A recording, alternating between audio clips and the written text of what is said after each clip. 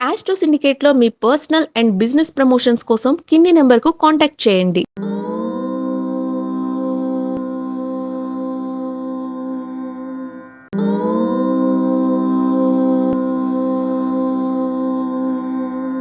గురుగారు ఏరవ రోజు అమ్మవారికి ఏ రూపంలో పూజించాలంటారు? ఎలాంటి నైవేద్యాలు సమర్పించాలంటారు? అలాగే లక్ష్మి బాగా రావాలంటే ఏం చేయాలో చెప్తారా? ఓం బుద్ధిం దేహి యశోదేహి కవిత్వం దేహి సర్వదా వారాహ్యుపాసకానాంచ సర్వసౌభాగ్యదాయిని. ఇక 7వ రోజు మనకి ముఖ్యమైనది, ప్రతిరోజు ముఖ్యమైనదే. అయితే మళ్ళీ మళ్ళీ చెప్తున్నాను, ఈ తాంత్రిక ఉపాసకులు ఎక్కువగా చేసేటువంటి పూజలు ఇవి చాలా కష్టమైనవి, చాలా నియమ నిబద్ధతతో ఉండాలి. గుర్తుపెట్టుకోండి, మన ఆ విషయాన్ని గమనించుకోండి. అలా మనం ఇష్టమైనట్టుగా చేసేటువంటి పూజలు కాదు, ఆ విషయాన్ని గమనించండి.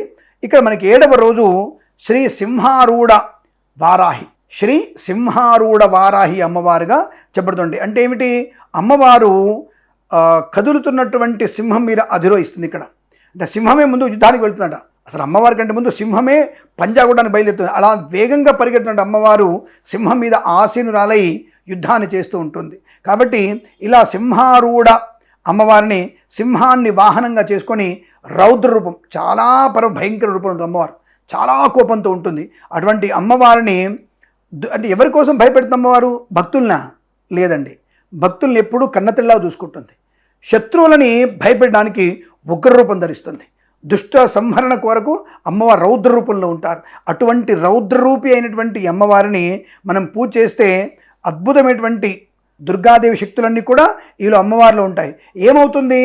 నేను ఈ పని చేయగలను, కాన్ఫిడెన్స్ని పెంచుతుంది.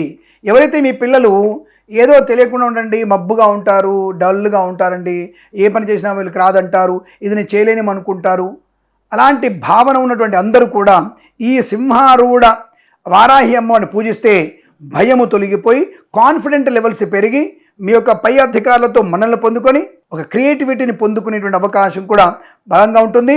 ఎటువంటి ఆపదనైనా మనము దుర్భేద్యంగా దాన్ని కొట్టిపారేసి దుర్భేద్యమైనటువంటి సమస్యలను కూడా అధిగమించగలిగే శక్తిని ప్రసన్నం చేసేటువంటి అమ్మవారు ఈ సింహారూఢ అమ్మవారు. కనుక అమ్మవారిని పూజిస్తే మనకి అపారమైనటువంటి ఆత్మవిశ్వాసంతో ఈ పని నేను చేయగలను, నా వల్లనే అవుతుంది, నేను మాత్రమే చేయగలిగినటువంటి ఒక ఆత్మస్థైర్యాన్ని నింపుకొని ఈరోజు అమ్మవారిని మనం పూజిస్తే తప్పకుండా మీరు అది పొందుకుంటారు.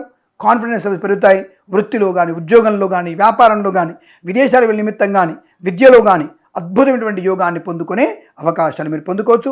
ఇందులో సందేహం లేదు. ఈరోజు అమ్మవారిని పూజించి ఆత్మవిశ్వాసాన్ని పెంపొందించుకుంటారన్న భావనతో మీరు తప్పకుండా అమ్మవారి పూజలో పాలు పంచుకొని అష్టైశ్వర్య ప్రాప్తి పొందాలని కోరుకుంటూ నమస్కారం.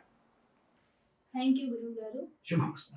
గుప్త నవరాత్రులు, అదే వారాహి నవరాత్రుల గురించి ఎటువంటి సందేహాలు ఉన్నా కింద స్క్రోల్ అవుతున్న గురువు గారి నెంబర్ని వెంటనే సంప్రదించండి. అలాగే ఎవరైనా పూజలు చేయించుకోవాలన్నా సరే గురువు గారిని కాంటాక్ట్ అవ్వండి.